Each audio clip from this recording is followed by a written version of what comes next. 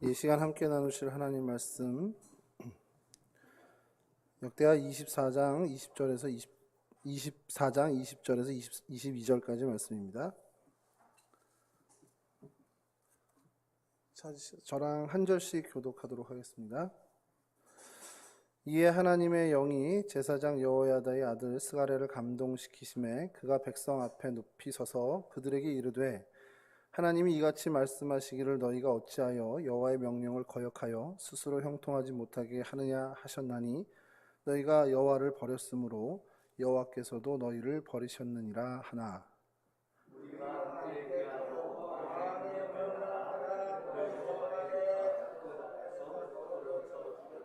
함께 하시죠. 요아스 왕이 이와 같이 스가랴의 아버지 여호야다가 베푼 은혜를 기억하지 아니하고 그의 아들을 죽이니 그가 죽을 때에 이르되 여호와는 감찰하시고 신원하여 주옵소서 하니라. 아멘. 오늘 저희가 살펴볼 성경의 인물은 요아스입니다. 요아스의 이름의 뜻은요, 주님께서 주셨다. 그리고 요아스의 이름이 발음상 그렇게 된 건지 모르지만 여호와스라고도 성경에 표현이 되어 있습니다. 여호와스라는 표현으로 그 뜻을 할 때는 여호와는 강하시다라는 뜻을 갖고 있습니다. 그러니까 그 아버지가 이름을 지었을 텐데 당시 그 아버지의 신앙이 배어 있다고 저희가 생각하면 되겠죠. 그래서 주님께서 주셨다. 하나님은 강하신 분이다. 이런 뜻을 갖고 있는 사람입니다. 그의 아버지는 아하시아라는 왕입니다. 들어는 보셨을 거예요. 아하시아 왕이 재위 기간이 근데 되게 독특합니다. 1년 딱 왕으로 통치하다가 이제 죽게 되는데 그건 좀 잠시 후에 그 사연을 좀 말씀드리고요. 오늘 살펴볼 요아스가 남왕국 유다의 8번째 왕인데 문제가 좀 있는 것이 7살에 왕이 돼요.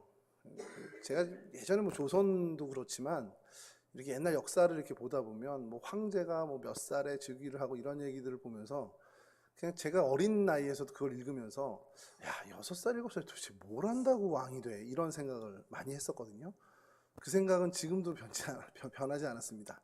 심지어 요즘 20대 이렇게 아주 젊은 친구들이 정치에 있고 또 정치에서 어떤 대표까지 맡고 있는 걸 제가 보면서 제가 아직 좀 이제 저희도 나이가 드는 것 같은 게 저 어린 사람이 뭘 알겠어 이런 생각을 좀 하거든요.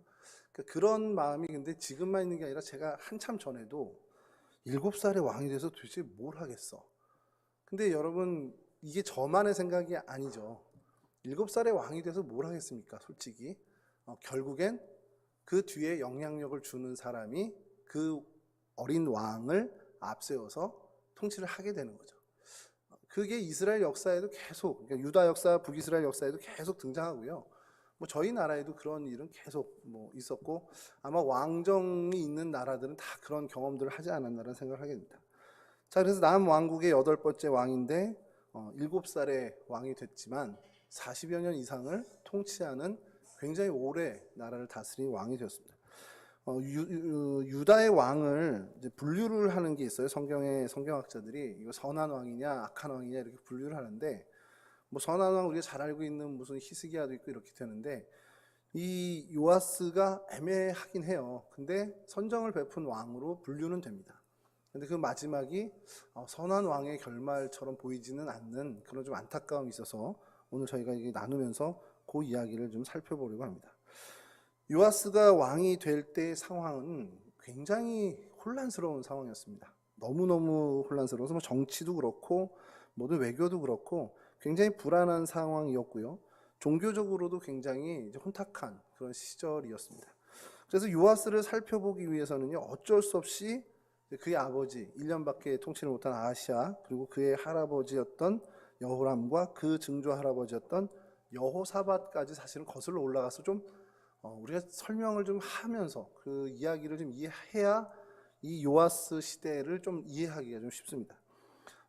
저희 지난번 이 시간에 여호사밧에 대해서 우리가 한번 말씀을 나눈 적이 있습니다. 여호사밧을 좀 살펴보면서 이런 일들을 좀 했었지라고 했었는데 종교개혁을 단행했죠. 그리고 사법재판, 종교재판을 개혁했던 사람입니다. 그리고 모든 백성들이 하나님의 율법책을 가까이 하게끔, 하나님의 율법에 익숙해지고 그 말씀을 배우게끔 정말 각 도시, 각 시골마다 모든 성읍에 레위인과 제사장을 보내서 하나님의 율법을 백성들이 배울 수 있게끔 그 개혁을 했던 사람이 바로 이 여호사밧 왕이죠. 그러니까 하나님의 율법을 온 백성들에게 가르치는데 정말 최선을 다했던 사람입니다. 그러니까 그만큼 계몽에 역점을 두고 이 사람들이 하나님을 아는 지식이 있어야 망하지 않는구나라는 걸 알고 그렇게 하나님 보시기에 정말 진심과 성심으로 개혁을 단행했던 사람이 여호사밧이었습니다. 굉장히 하나님을 철저히 의지했던 왕이었고요. 그의 어떤 왕위 제위에 든 모든 일들을 보면 사실은 굉장히 선한 왕, 하나님의 뜻을 정말 이루기 위해서 애썼던 왕으로 분류되는 그런 왕입니다만, 이게 참 인생의 아이러니지만 참 그렇게 잘 하나님 뜻을 쫓았던 왕도 실수를 하더라고요. 그리고 그 실수가 뭐 여호사밧만의 실수가 아니라 우리도 뭐 그렇지 않겠냐. 그래서 여호사밧생에 있어서 최대의 실수가 뭐냐 그러면 며느리를 잘못 들였습니다. 아시는 분 아시겠지만 이제 북왕국의 아합과 이세벨 사이에서 낳은 딸이 아달랴가 있는데, 이 아달랴를 이 여호사밧이 자신의 아들 여호람의 아내로 이렇게 좀 정략적으로 이제 결혼을 시킨 거겠죠. 그렇게 결혼을 시켰습니다. 그리고 여호사밧이 죽은 이후에 아들 여호람이 왕위에 올랐죠. 이제 유다의 5번째 왕이 되었습니다. 자, 그 이후에 이제 일이 벌어진 겁니다. 이 여호람이 아무래도 그렇잖아요. 저희가 와이프, 그러니까 아내의 영향을 받을 수밖에 없지 않습니까? 아무리 자기가 왕이라고 해도 아내가 막 이런 얘기하면 그쪽으로 기울잖아요. 저만 그런가요? 여러분들은 안 그러신 것 같은 표정으로 저를 쳐다보시는데, 여호람도 그랬습니다. 이 아달랴가 아합 왕과 이세벨 사이에서 태어나서부터 사실은 아세라를 섬기는 문화권에 살았어요. 그러니까 그냥 이방 종교에 흠뻑 젖어서 산 사람이 그렇게 잘하는 사람입니다. 그리고 정략에 의해서 남유다로 시집을 왔죠. 그가 어떤 생각을 할까요? 뭐 종교적인 어떤 그 결심이 있지 않더라도 자기 편한 대로 살고 싶은 거죠. 나는 이렇게 자라왔고 나는 이런 문화권에서 살았는데 왜 자꾸 야훼 종교, 여호와 종교를 믿으라고 강요를 하지? 이런 것도 불편한 겁니다. 그럼 어떻게 하겠습니까? 내게 힘이 생겼으니까, 내 남편이 이제 왕이 됐으니까 나에게 편하게 이 시스템을 바꾸면 되는 겁니다. 여러분, 이게 굉장히 위험한 얘기예요. 기존의 어떤 기존 틀이 있고 그 유다의 정말 하나님이 선택한 백성으로서 신정 국가의 모습으로 계속해서 오던 그 모든 것들을 한 사람이, 권력을 가진 한 사람이 불편하다 해서 그걸 다 바꿀 수 있는 구조가 된다는 거. 이것부터 사실은 좀 후진성을 가진 거죠. 아무리 권력을 쥔 한 사람이 주도를 한다고 해서 그렇게 바꿀 수 있다면 그게 말이 안 되는 거죠. 그거를 제어할 수 있는 것이 있어야 되는데, 사실 유다는 아직 그런 시스템이 갖춰지지 못한 나라였다는 겁니다. 그러니까 아직은 이렇게 좀 성숙하지 못한 그런 거였고, 뭐 그걸 전혀 생각을 못해서 그럴 리가 있어라고 안일하게 생각한 수도 있겠지만, 어쨌든 간 이 아달랴로 인해서 완전 시스템이 바뀌어 버립니다. 그 혼돈의 시절이에요, 지금 이때. 그래서 여호람이 왕위에 올라가서요, 뭘 했냐? 이 왕권을 계속 강화해야 되지 않습니까? 그러니까 형제들을 다 죽입니다. 누가 시켰겠습니까? 당연히 아달랴가 시켰겠죠.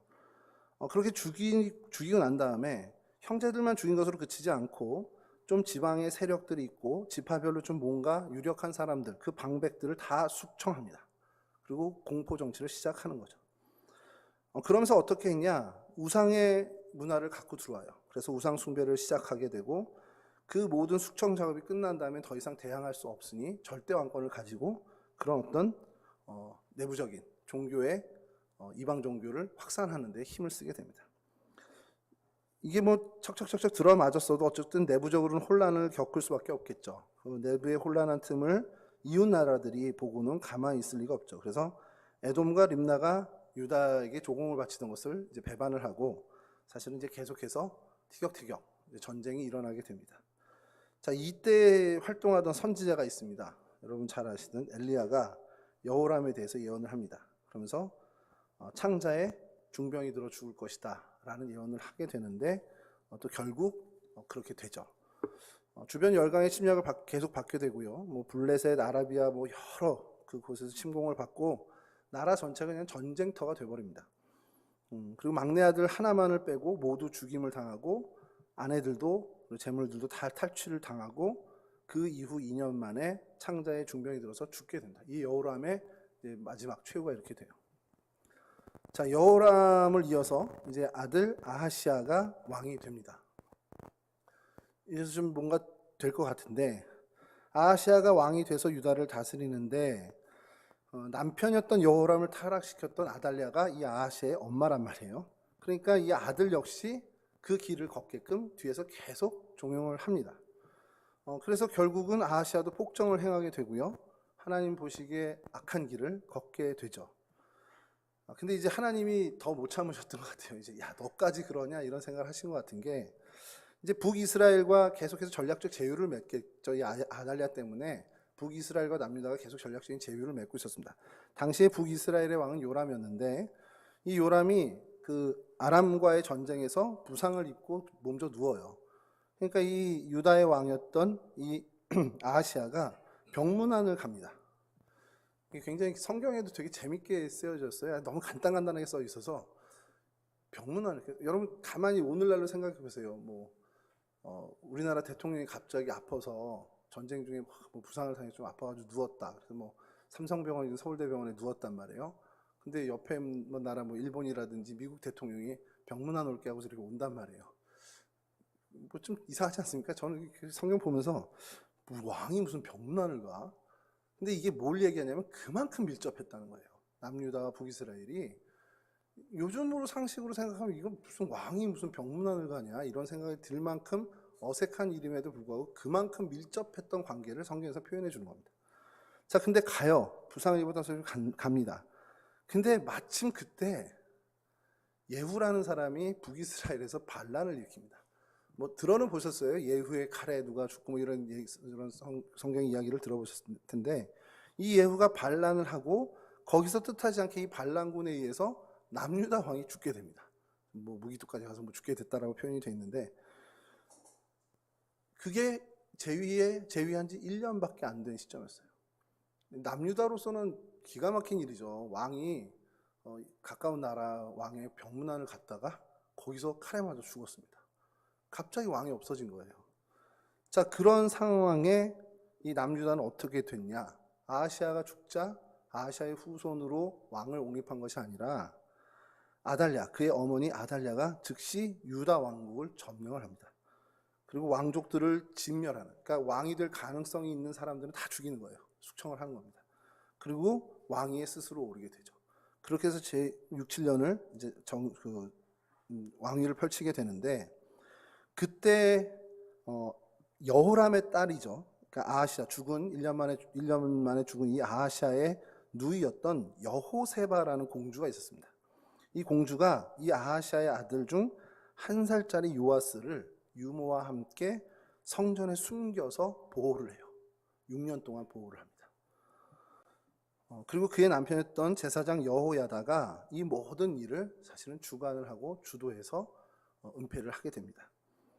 이게 뭐 성경학자들은 뭐 이거를 그 여호세바 딸이 공주가 했겠냐, 그 여호야다가 다 처음부터 계획했을 거다라고 이제 추정을 하죠. 뭐 역사학자들도 그렇게 얘기하는데요. 뭐 그게 됐든 저랬든 이 6년 동안 정말 잘 숨겨서 성공적으로 보호를 잘 합니다. 그리고 이 요아스가 7살 되던 해에 이제 제사장 여호야다가 이전부터 계획을 해왔던 정말 치밀하게 짠 계획을 실행에 옮깁니다. 그래서 모든 백부장들과 유다 전역에 있는 레위인들 그리고 이스라엘 족장들을 다 포섭을 하게 돼요. 그리고 나서 하나님의 전에서 혁명을 계획하고 민중 봉기를 일으키게 됩니다.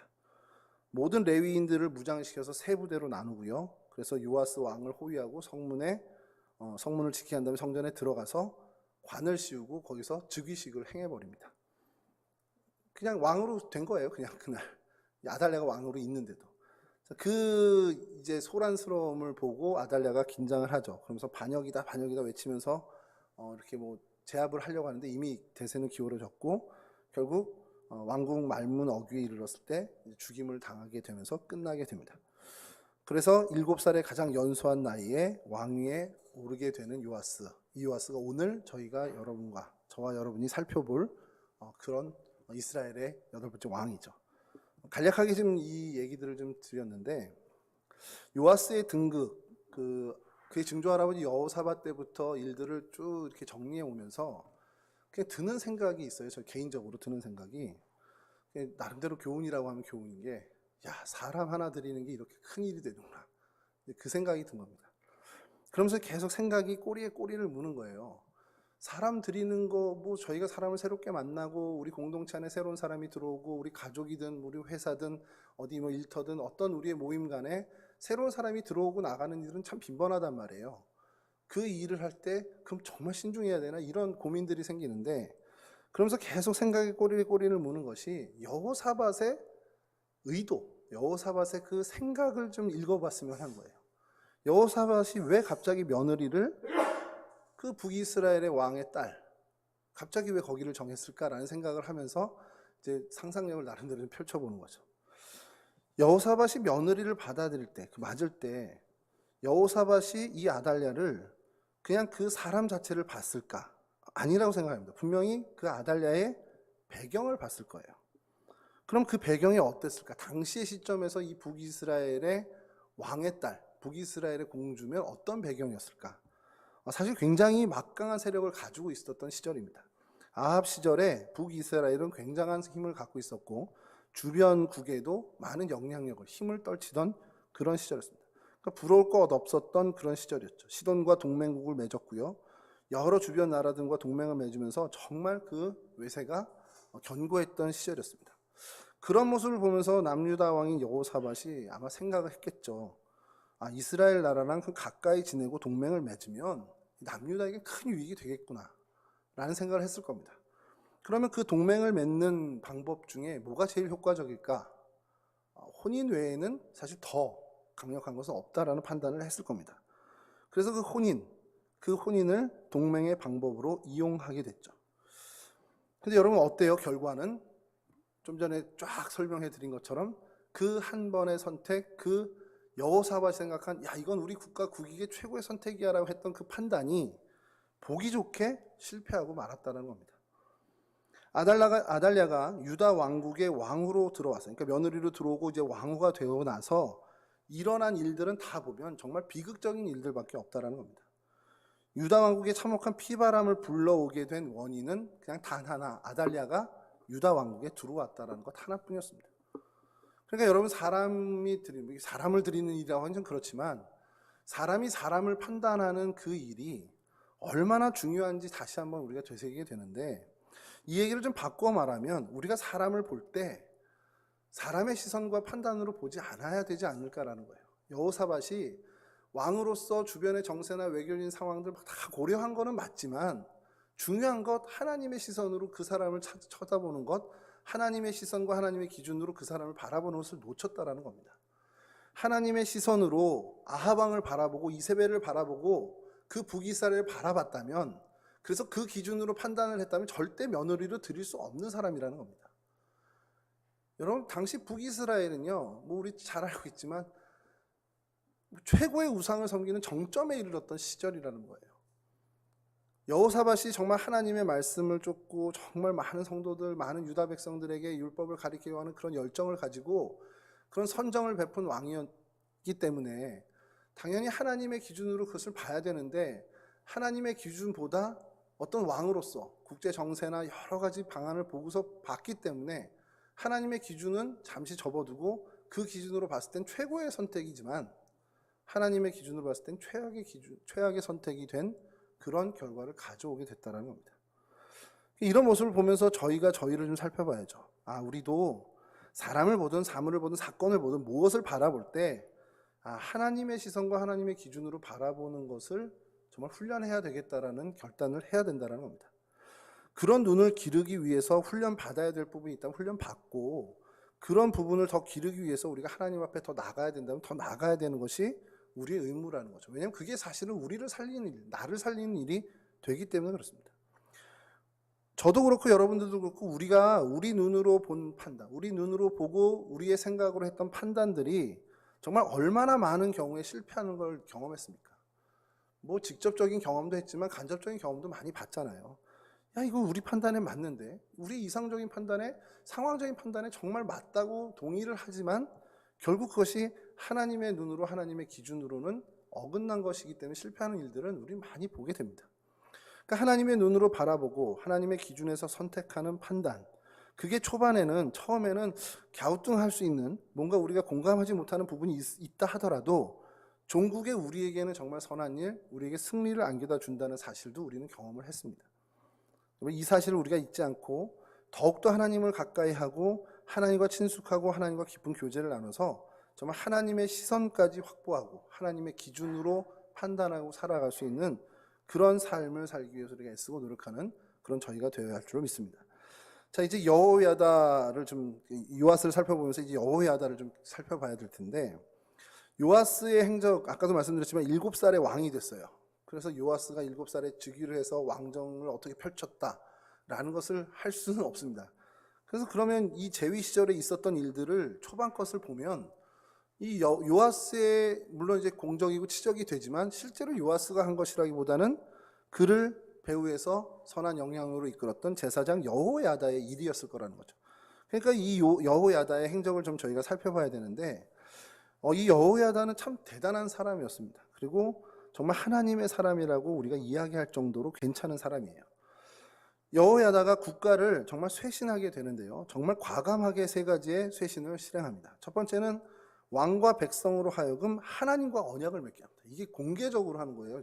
큰 행사를 치르는데 왕도 나와봐, 백성들도 나와봐, 여기서 니네 하나님이랑 언약을 맺어.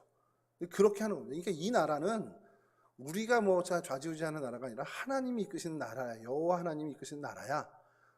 여호와 하나님이 이끄시는 공동체라고 이제 정말 공식적으로 하나님과 언약을 맺는 일을 단행합니다. 모든 백성과 왕으로 하여금 하나님만 경배하기로 하는 언약을 맺게 합니다.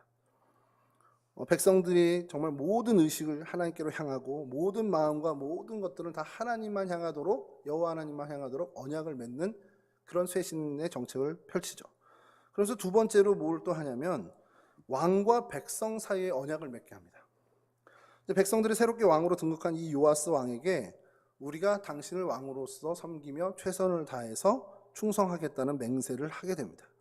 그리고 함께, 왕과 함께 하나님을 섬기겠다라는 다짐을 하게 되죠. 그렇게 두 번째 언약을 새기고요. 세 번째로는 사실은 이거는 이제 눈에 보이는 가시적인 거지만, 아달랴가 왕궁과 온 곳에 바알 신당, 아세라 신당을 정말 엄청나게 만들어놨는데, 그곳에 이제 다 나름의 그 바알의 제사장, 아세라의 제사장들을 놨잖아요. 그 모든 것들을 백성들로 하여금 달려가게 해서, 약간의 퍼포먼스 같긴 한데 달려가게 해서 그 모든 신앙을 다 부수고 그 형상들도 다 깨트리고, 그리고 그 제단 앞에서 일부러 그런 거겠죠. 그 제단 앞에서 이 바알 제사장을 죽이는데 그 대표적인 맏단이라는 사람을 공개적으로 처형을 합니다. 뭘 의미하는 겁니까? 이제 우리는 우상 종교를 섬기는 나라가 아니다라는 것을 정말 만천하에 공표하는 거죠. 그래서 이제 굉장히 어떻게 보면 강하게 이 개혁 정책을, 이 쇄신 정책을 실행하죠. 이런 사람이 사실은 이 요아스 뒤에서 계속해서 어떻게 보면 6년간 보호하면서 왕으로 옹립할 계획을 짰고, 그것이 이제 실행이 돼서 성공이 됐다라는 겁니다. 이 여호야다의 개혁을 토대로 이제 요아스도 자라나게 되겠죠. 즉위하자마자 이런 일이 벌어졌고 그런 언약들을 맺고 이제 왕으로서 계속 자라나는데, 당연히 여호야다의 영향을 100%밖에 받을 수밖에 없겠죠. 그렇게 받으면서 성장한 이 요아스가 하나님의 마음에 드는 정치를 펼쳐야 되겠다는 게 고민이 됐을 겁니다. 그래서 그가 뭘 고민하다가 해야 되겠다고 해서 여러 선정을 베푸는데, 이제 후대에 와서도 요아스가 왕이 돼서 한 일 중에 가장 큰 공이 뭐냐 그러면 성전을 보수했던 일을 이제 칩니다. 아달랴가 여왕이 돼서 6년 동안 나라를 다스리는 동안에 이 성전은 오염될 대로 오염됐습니다. 그냥 여호와 하나님 섬기는 게 아니라 그냥 아세라와 바알을 섬기는 그런 어떤 자리로 변질됐고, 여러 부분이 용도가 변경된 부분들 막 다 바꿨죠. 이제 구조도 바꾸고 했겠죠. 그게 엄청났는데, 이러한 부분들을 기술자들을 다 동원해서 원래대로 깨끗하게 정비를 한 것이 이 요아스 왕이었습니다. 이 처음에 엄두가 안 나서 레위인들이 성전 수리를 약간 거부는 아니지만 이렇게 좀 머뭇하면서 못하게 돼요. 근데 이 요아스가 계속해서 재촉하면서 이 성전 수리를 진행하게 합니다. 그러니까 그만큼 요아스도 거기에 내 정치적인 생명을 걸었어 라고 하는 것처럼 보여주면서 이렇게 한 거죠.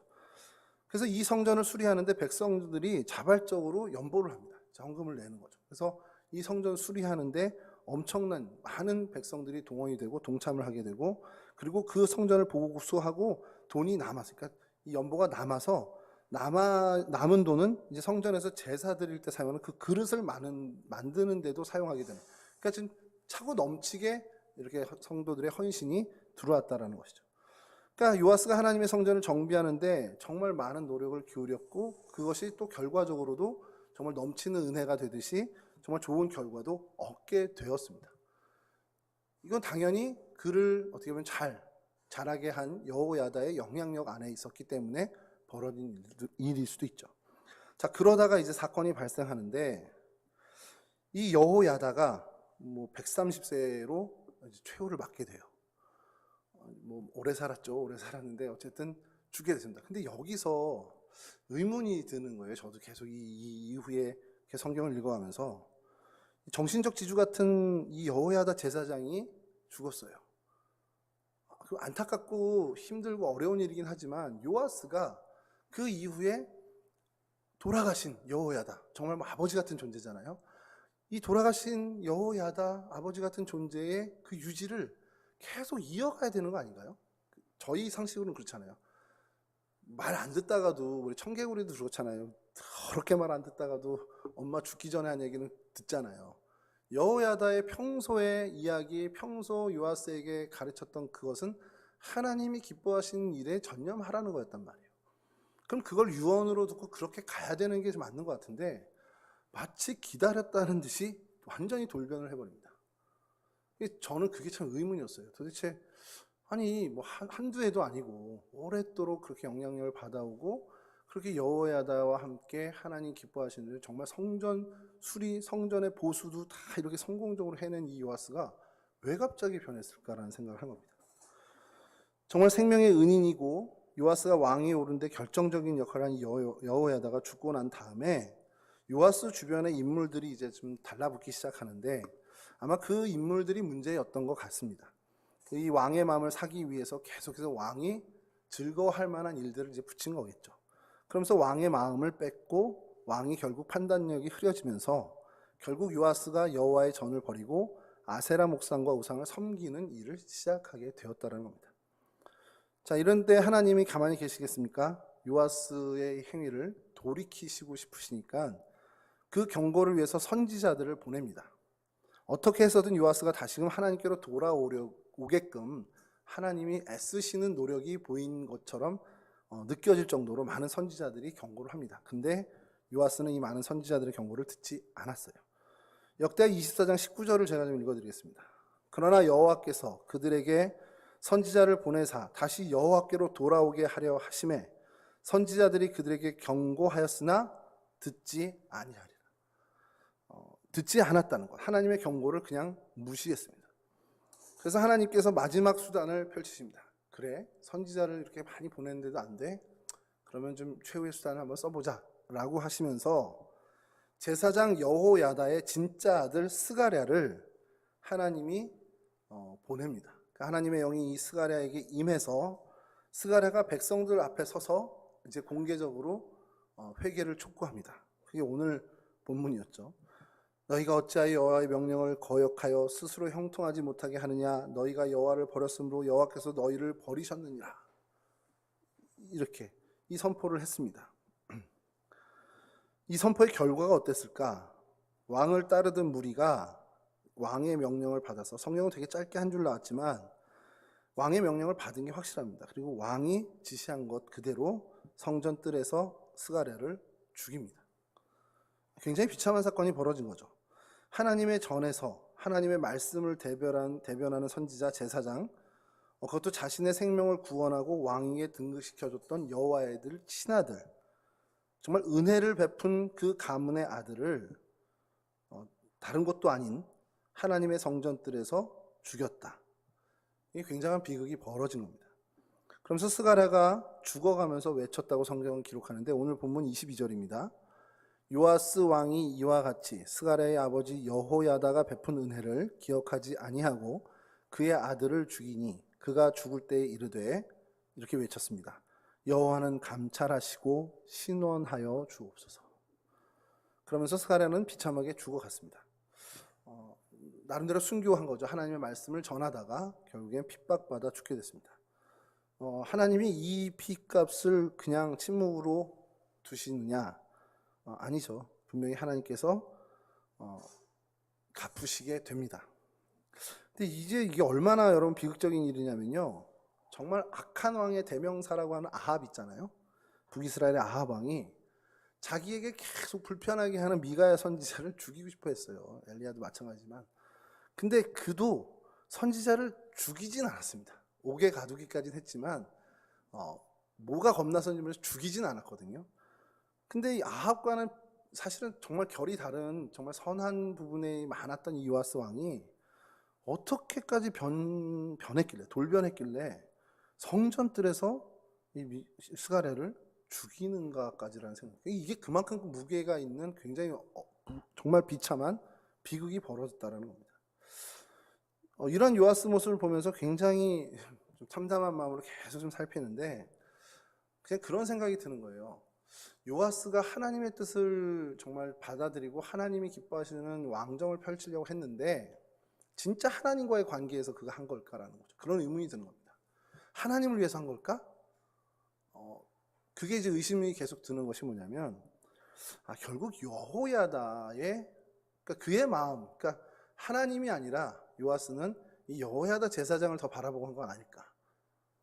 나를 어쨌든 간에 구해줬고 나에게 은혜를 베풀어줬고 내게 아버지 같은 존재인데 그를 위해서 더 한 것 아닐까? 그러니까 여호야다의 하나님이지 내 하나님이 아닌 것 아니었냐라는 생각이 드는 거예요.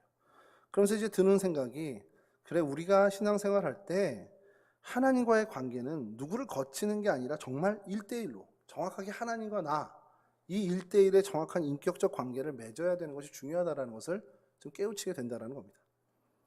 하나님을 인격적으로 만나고 의지했다기보다는 여호야다를 지나치게 의존하고 여호야다의 하나님을 함께 섬긴 것 아닌가라는 것이죠.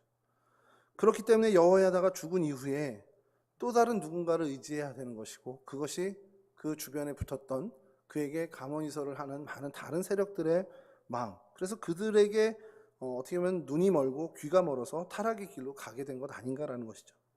하나님의 경고도 정말 묻어지고 결국엔 은혜를 베푼 그 가문, 그 자녀까지 무참하게 죽여버리는 어리석음을 하는 정말 판단력이 완전히 떨어진 사람이 되어버렸다는 것이죠.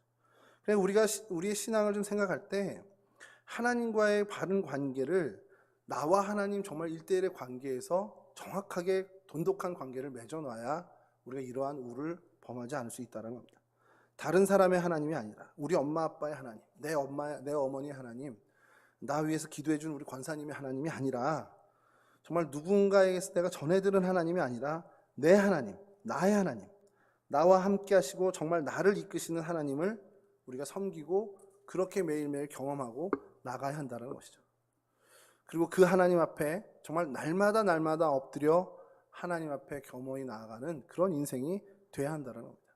사실 그것이 영적으로 깨어있는 것이죠. 그렇게 해야 영적으로 깨어있고 그래서 하나님이 우리를 정말 사랑하시기 때문에 인생의 많은 방법으로 우리에게 일깨워 주시잖아요. 사람의 입을 통해서도 또 어떤 상황을 통해서도 뭐 경고의 사인을 보내시기도 하고 격려를 하시기도 하고 위로를 하시기도 하는데 그럴 때 우리가 정말 열린 마음, 열린 영혼, 열린 귀를 가져야 이게 하나님의 경고인지 하나님의 격려인지 칭찬인지 구별할 줄 아는 그래서 영적으로 실수하지 않는 삶을 살 수 있게 된다는 겁니다. 그래서 정말 신앙의 온전한 길을 걸을 수 있게 되는 것이죠.